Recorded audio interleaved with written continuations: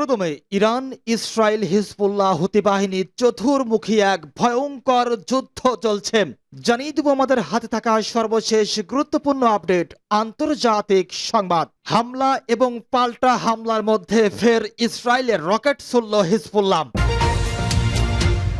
এদিকে গাজা যুদ্ধ বিশ্বের সবচেয়ে গুরুত্বপূর্ণ মানবিক ইস্যু। কিউবাকে ইরানি পররাষ্ট্রমন্ত্রী। আরো জানিয়ে দেব হিজবুল্লাহ আসলে কতটা শক্তিশালী। এরপর জানিয়ে দেব হিজবুল্লাহর সাথে সর্বাত্মক যুদ্ধ চায় না ইসরায়েল।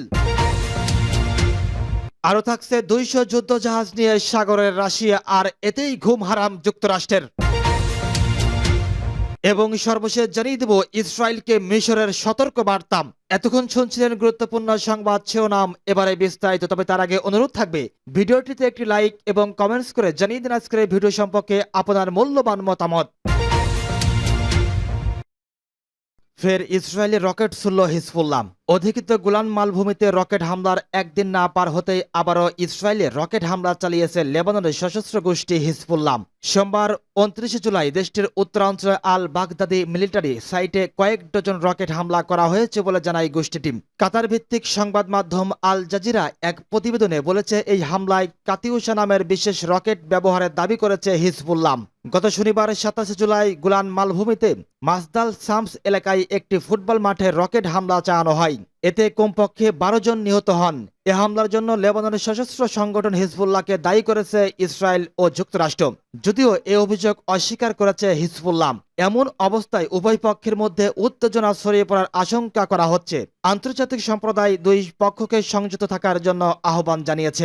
হামলার ঘটনায় কিভাবে এবং কখন সন্ত্রাসী সংগঠন হিজবুল্লাহর বিরুদ্ধে ব্যবস্থা নিতে হবে তা নিয়ে সিদ্ধান্ত নেওয়ার জন্য ইসরায়েল সরকারকে অনুমতি দিয়েছে নিরাপত্তা বিষয়ক মন্ত্রী পরিষদ। রোববার রাতে এ অনুমোদন দেওয়া হয়। তবে নিজেদের পরিচয় প্রকাশ না করার সত্ত্বে এ ব্যাপারে দুই ইসরায়েলি কর্মকর্তা বার্তা সংস্থা রয়টার্সকে বলেছেন, লেবাননের সশস্ত্র গোষ্ঠী হিজবুল্লাহকে শিক্ষা দিতে চায় তারা, কিন্তু লেবাননের সঙ্গে যুদ্ধে জড়াতে চায় না, এমনকি মধ্যপ্রাচ্যে সর্বাত্মক যুদ্ধের দিকেও তারা হাঁটবে না। এ ব্যাপারে ইসরায়েলের কোনো আগ্রহই নেই।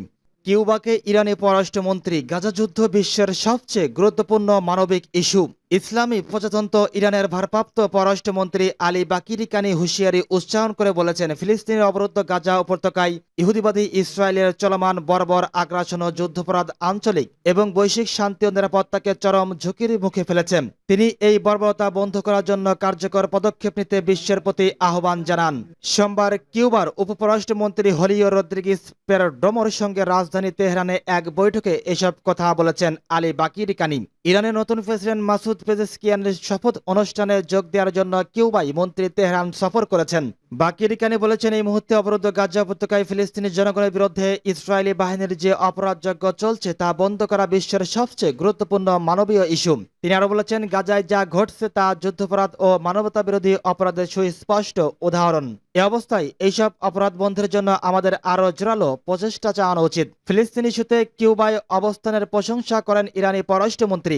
তিনি বলেছেন, ইরান ও কিউবার স্বাধীন এবং স্বতন্ত্র নীতি অনুসরণ করে এবং আন্তর্জাতিক হুমকি ও একাধিপত্যবাদিতার বিরুদ্ধে দুই দেশের মধ্যে পারস্পরিক সহযোগিতা থাকা দরকার। কিউবার মন্ত্রী বলেছেন, তেহরানের সাথে সম্পর্ক বাড়াতে হাভানায় আগ্রহ প্রকাশের অংশ হিসেবে প্রধানমন্ত্রী ম্যানুয়েল মারিরো ক্রুজ ইরানের নতুন প্রেসিডেন্ট মাসুদ পেজেশকিয়ানের শপথ গ্রহণ অনুষ্ঠানে অংশ নেবেন। তিনি ইরানের নতুন সরকার ও কর্মকর্তাদের সঙ্গে সহযোগিতা করার জন্য কিউবার পূর্ণ প্রস্তুতির কথাও জানান।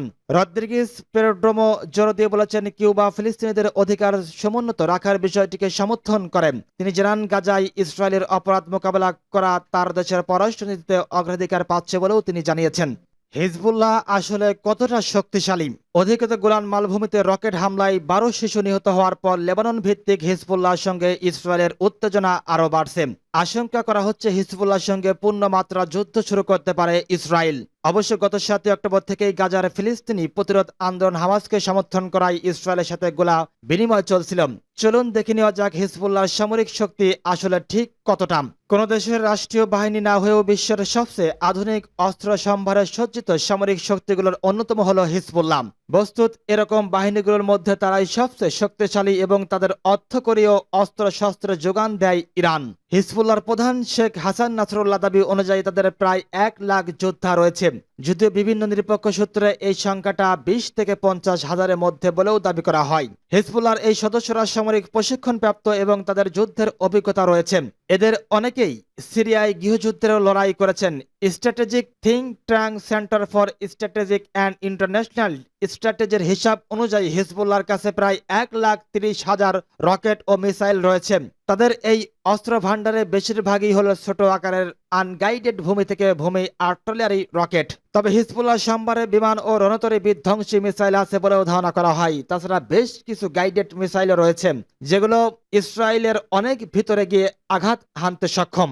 গাজা ভূখণ্ডে হামাসের হাতে যে ধরনের অস্ত্রশস্ত্র রয়েছে তার তুলনায় হিজবুল্লাহর এই অস্ত্র ভাণ্ডার অনেক বেশি আধুনিক ও বিধ্বংসী। শিয়া মুসলিম এই সংগঠনটি লেবাননের রাজনৈতিকভাবেও অত্যন্ত প্রভাবশালী এবং তারা যে দেশের সেনাবাহিনীর চেয়েও অনেক বেশি শক্তিশালী। মধ্যপ্রাচ্যের সবচেয়ে প্রভাবশালী শিয়া শক্তি ইরানের মদতে ইসরায়েলের বিরোধিতার লক্ষ্যে নিয়েই 1980-এর দশকের গোড়ার দিকে প্রতিষ্ঠিত হয়েছিল হিজবুল্লাহ। বিগত 4 দশকেরও বেশি সময় ধরে হিজবুল্লাহ দক্ষিণ লেবাননে খুব শক্তিশালী সামরিক উপস্থিতি বজায় রেখেছে এবং বিতর্কিত সীমান্ত এলাকাগুলোতে ইসরায়েলের উপস্থিতির বিরোধিতা করে আসছে। হিজবুল্লাহর সাথে সর্বাত্মক যুদ্ধ চায় না ইসরায়েল। ইসরায়েল হিজবুল্লাহকে আঘাত করতে চায়, কিন্তু মধ্যপ্রাচ্যকে সর্বাত্মক যুদ্ধে টেনে আনতে চায় না। দুই ইসরায়েলি কর্মকর্তা 29 জুলাই রয়টার্সকে এই কথা জানিয়েছেন।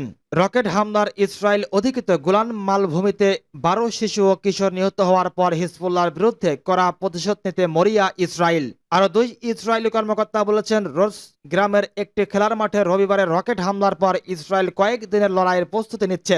একজন ঊর্ধ্বতন প্রতিরক্ষা কর্মকর্তা এবং কূটনৈতিক উৎস সহ 4 জন কর্মকর্তাই নাম প্রকাশ না করা সত্ত্বে কথা বলেছেন। তবে তারা প্রতিশোধ নেওয়ার জন্য ইসরায়েলের পরিকল্পনা সম্পর্কে আরও কোনো তথ্য দেননি। কূটনৈতিক সূত্রটি বলছে, আনুমানিক প্রতিক্রিয়াটি সর্বাত্মক যুদ্ধের দিকে পরিচালিত করবে না। এটি এই মুহূর্তে আমাদের স্বার্থে হবে না। ইসরায়েল এবং যুক্তরাষ্ট্র 27 জুলাই হামলার জন্য লেবাননের হিজবুল্লাহকে দায়ী করেছে। হিজবুল্লাহ অবশ্য কোনো দায় স্বীকার করেনি, তবে এই হামলার পর থেকেই উদ্বেগকে আরও বাড়িয়েছে। 29 জুলাই শেষের দিকে ইসরায়েলের নিরাপত্তা মন্ত্রিসভা রকেট হামলার প্রতিক্রিয়ায় পদ্ধতি এবং সময় সম্পর্কে সিদ্ধান্ত নেওয়ার জন্য ইসরায়েলি প্রধানমন্ত্রী বেনিয়ামিন নেতানিয়াহু এবং প্রতিরক্ষা মন্ত্রী ইয়োভ গ্যালান্টকে অনুমোদন দেয়। 200 যুদ্ধজাহাজ নিয়ে সাগরের রাশিয়া। রাশিয়ার নৌবাহিনী দিবসের প্যারেডে 200টি যুদ্ধজাহাজ এবং নৌযান অংশগ্রহণ করবে বলে ধারণা করা হচ্ছে। এছাড়া এই নৌ প্যারেড প্রদর্শন করা হবে অন্যান্য প্রতিরক্ষা সরঞ্জামও। 28 জুলাই রাশিয়ার নৌবাহিনী দিবসে এই প্যারেড হবে বলে জানিয়েছে দেশটির প্রতিরক্ষা মন্ত্রণালয়। রুশ প্রতিরক্ষা মন্ত্রণালয় জানিয়েছে, 28 জুলাই নৌবাহিনী দিবসে সেন্ট পিটার্সবার্গে একটি নৌকুচ কাওয়াস এবং সামরিক ক্রীড়া উৎসব হবে। নৌ প্যারেডে ক্যাম্পিয়ান ফ্লোটিলার নিজ ঘাঁটিতে এবং ভূমধ্যসাগরে নৌ ট্যাক্স ফোর্সের ঘাঁটিতে প্রতিরক্ষা সরঞ্জামগুলো প্রদর্শন করা হবে। এছাড়া উত্তর বাল্টিক এবং প্যাসিফিক ফিল্ড ক্যাম্পিয়ান ফ্লোটিলা এবং ভূমধ্যসাগরের রাশিয়ান নৌবাহিনীর স্থায়ী ট্যাঙ্কস ফোর্স এতে অংশগ্রহণ করবে। প্রতিরক্ষা মন্ত্রণালয় জানিয়েছে, সেন্ট পিটার্সবার্গ এবং রাশিয়ান নৌবাহিনীর প্রধান ঘাঁটিগুলোতে নৌবাহিনীর দিবস উদযাপন অনুষ্ঠানগুলোতে কনসার্ট, সামরিক ব্যান্ডের পারফরমেন্স এবং উৎসব আতশবাজি প্রদর্শনের মধ্যে শেষ হবে। মন্ত্রণালয় বলেছে, 2024 সালে নৌবাহিনীর উৎসবের অংশ হিসেবে প্রধান নৌ কুচকাওয়াজ এবং সামরিক ক্রীড়া উৎসবে বিভিন্ন শ্রেণীর 200টি জাহাজ এবং নৌযান অংশ নেবে। 100টির বেশি সামরিক সরঞ্জাম এবং 15,000 সেনা সদস্যও এতে নিযুক্ত রয়েছে। ইসরায়েলকে মিশরের সতর্ক বার্তা। লেবাননে নতুন যুদ্ধ ফ্রন্ট খোলার ব্যাপারে ইসরায়েলকে সতর্ক করেছে মিশর। একই সাথে গাজায় অবিলম্বে যুদ্ধবিরতির আহ্বান জানিয়েছে দেশটি। সোমবার 29 জুলাই মধ্যপ্রাচ্য ভিত্তিক নিউজ ওয়েবসাইট মিডল ইস্ট মনিটরের এক প্রতিবেদনে এই তথ্য জানানো হয়েছে। মিশরের পররাষ্ট্র মন্ত্রণালয় লেবানন নতুন যুদ্ধ ফ্রন্ট খোলার ঝুঁকি সম্পর্কে সতর্ক করে বলেছে, নতুন এই যুদ্ধ ফ্রন্ট অঞ্চলটিকে সর্বাত্মক যুদ্ধের দিকে টেনে নিয়ে যেতে পারে। এ সময় লেবাননকে যুদ্ধের ভয়াবহতা থেকে রক্ষা করার আহ্বান জানায় পররাষ্ট্র মন্ত্রণালয়। একই সাথে আন্তর্জাতিক সম্প্রদায়কে এই অঞ্চলকে বিপর্যয়কর পরিস্থিতি থেকে রক্ষা করার জন্য দৃষ্টি আকর্ষণ করেন।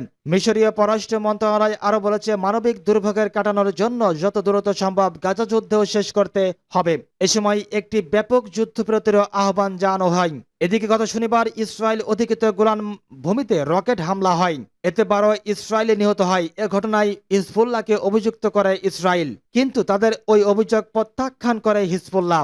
উভয় পক্ষের মধ্যে উত্তেজনা ছড়িয়ে পড়ার আশঙ্কা করা হচ্ছে। আন্তর্জাতিক সম্প্রদায় দুই পক্ষকে সংযত থাকার জন্য আহ্বান জানিয়েছে।